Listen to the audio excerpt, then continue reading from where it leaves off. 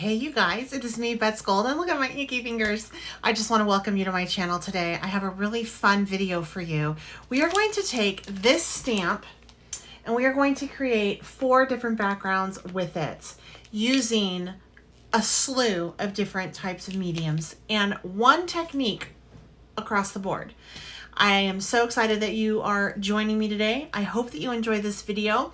If you haven't subscribed to my channel, please make sure that you go ahead and do so. You can do that by hitting the subscription box and then also hitting that little notification bell that'll let you know when I have a new video coming out. If you enjoy this video, please give it a thumbs up and make sure that you share it. Also, if you have any questions or comments, leave them down below. But I am so excited. This is one of those stamp sets. It's by Hero Arts. I have been wanting forever. I actually found it 30% off at Joann's, and I went ahead and purchased it, and I have come up with 4 different ways that you can use this in which you utilize one technique with a slew of different mediums. So let's get down to the table and create. To create this card for spring, I'm going to be showing you a fun little technique in which you can actually take and use your distress ink as well as your distress embossing glazes to create some beautiful trees and a nice crisp blue sky. So, is that better? Turn on the light a little there. So what you want to do is you want to take your stamp pad over here and ink it up. I'm going to be using Forest Moss on this stamp set. Get it nice and stamped up. I am using specialty stamping paper by Ranger for this particular card base. And my Misty is my best friend with this because there is a good chance that I'm going to have to stamp this twice to get a nice clear image. So I actually am going to stand up and really make sure that I am applying some pressure on this because I want a really good coverage on this with the next step we're going to do.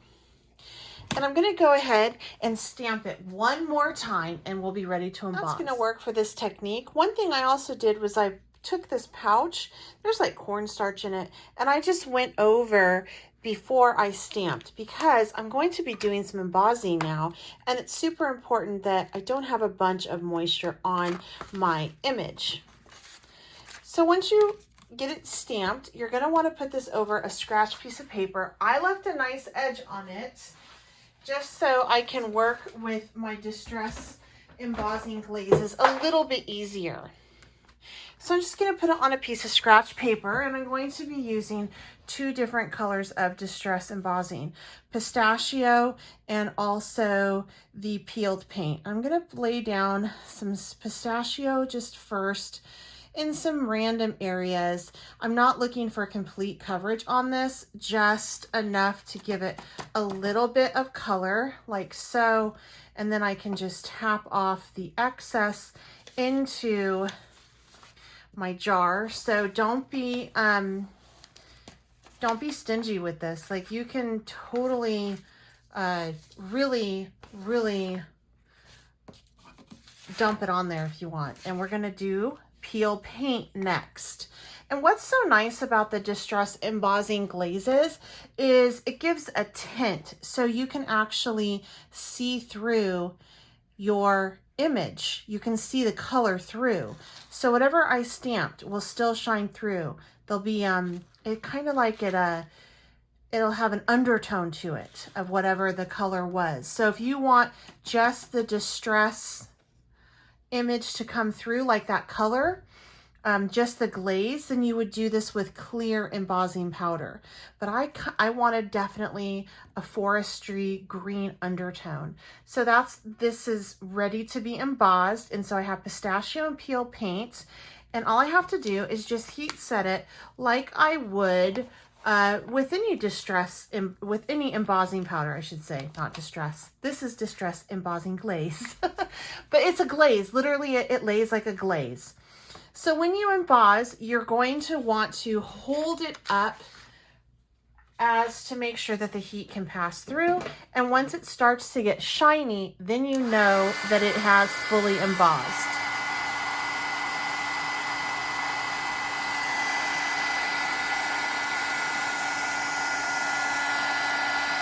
Just like that. Once it's all embossed, you're going to see really pretty different shades of green. You notice the pistachio, since this was on top of a moss, did not go to that beautiful pistachio color. It went to a really pretty green that you would actually see in the forest, which is exactly what I wanted. Since this card is representing spring, I can't think of anything better than a beautiful clear sky.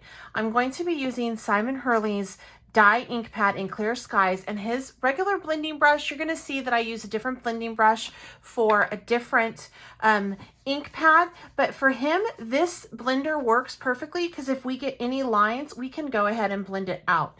Now this is why I leave an edge on the side of my paper, is so that I can hold it without having any concern of getting fingerprints, because I am working on stamping paper. Now, the embossing is working as a resist on this, so I am able just to go through and add in that color right over my images, right over my image, I should say, as well as the little pieces that may be peeking through the branches and things on the edges, and that green still shines through because it is embossed. So that is why I love to emboss. And I want this to be a beautiful blue sky. I just want it to be lovely. And as you can tell with his ink, I am just sitting here and layering and layering, and the more ink I put on, the more vibrant it gets until you get to the vibrancy of your liking. And I think that I am about there. Beautiful summer sky. So you could leave it clear like this, or you could go ahead and throw a little bit of water down on it to get it to move. And you also can take a wet, like a wet one, or a just a wet cloth, and just make sure, if you really want to make sure that you don't have any of that blue, you can just rub it off of your trees and it will come right off. But I'm noticing that I'm not really seeing much of that ink at all. So this is the one for spring. For this one, we're going to be doing a summer card, and I could not think of anything better than something like a beautiful clear night. So I went ahead and embossed the image in a silvery type black that I have on hand. It's from my stash. I don't even know if you can still find it anymore. If I can, I'll provide the link down below. What I'm going to do with this one is I am just going to use some colored pigment, and this is actually a Galaxy type color burst by Ken Oliver, and you can get the same effect using these type tones right here. And so I'm just spreading this out like so, sprinkling it out. Sometimes when I do these backgrounds, I like to go ahead and wet the paper first. But for this particular project, I'm actually just going to put it down dry and we're going to wet it. I am using a Mixed Media cardstock on this as well. And then I'm just going to add some water and get this to move around some, like so.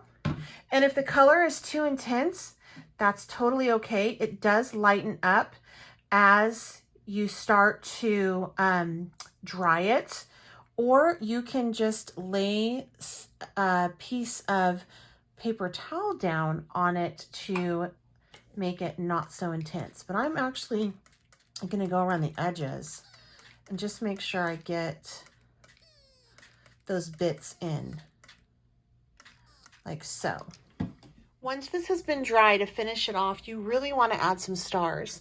And you can flick paint, but since I went ahead and I did this over the embossed image, which as you can tell, it resisted all of that beautiful pigment, I'm actually going to go in with just a white pen and start to add in just a couple dots for stars. And this will just help bring it to life and make it look more like a night sky than anything else. So you can also take some paint and with a pen and just dollop some white paint down as well in some spots. But you don't want to do your traditional flicking like I have done in the past on this, simply because it will hold to your trees. And I don't want my stars to be in my trees. I want the stars to be just in the sky in some spots. For the fall sky, I thought it would be pretty to do almost like a beautiful sunsetty warm type background. And what I did for this was I stamped the image twice using Gathered Twig Distress ink. And then I went ahead and added embossing glaze using the Fossilized Amber, Rusty Hinge, and Fired Brick. For this sky, I'm going to use Catherine Pooler's ink, and I'm going to blend it through. And the colors that I have chosen is my favorite Limoncello. I love this color. It's my favorite yellow ever. Orange Twist and Coral Cabana. And I'm going to start with the lightest. The blending tools that I'm using are actually from the scrapbook.com. I like them because there's no hard line on it. It is a dome and it fits on any of my blending applicators. So I don't have to buy anything special. And I will have the link provided down below for that. So I'm going to move on to my orange, actually my Coral Cabana from here. And again, I just did this on some mixed media paper. This would have been ideal also on some stamping paper with a smoother surface. This would have worked really well on that as well. Then I'm going to go ahead and add in some orange into the mix. And I'm going to go over the whole thing with the Limoncello again to kind of blend it through.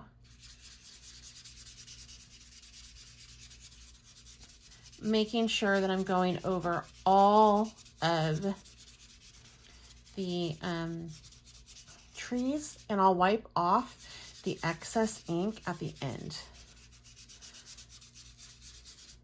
But her ink just blends beautifully, and they're really pretty vibrant colors. So I thought that this would be super pretty. And then I'm going to go over all of it with Limoncello. And I'm really going to load up my blending tool right now and just work it on through like so. So beautiful sunsetty type sky. Rubbing off the excess down here. And I'm actually going to just smoosh some out there as to not contaminate my pad. I have picked up a little bit of orange on this, and I will rub it off and clean my pad, but for right now, this works perfect. I really like how that looks. I'm going to take and just flick a little bit of water on it because it will react with the water. And then I'm going to take and just dab that up. Look how beautiful, like that white shine through. And then I'm just going to go over the edges and just make sure that I take off all of that excess moisture to remove, in addition, the ink. And I'm going to actually go back through, I think, with some more lemon and just pop a little bit more down so that the undertone on this, like, you'll be able to see the splats in the sky, so it'll give some fun texture. But I don't want it to be so vibrant. I think I like that better. And then we'll go ahead and pop in some Coral Cabana.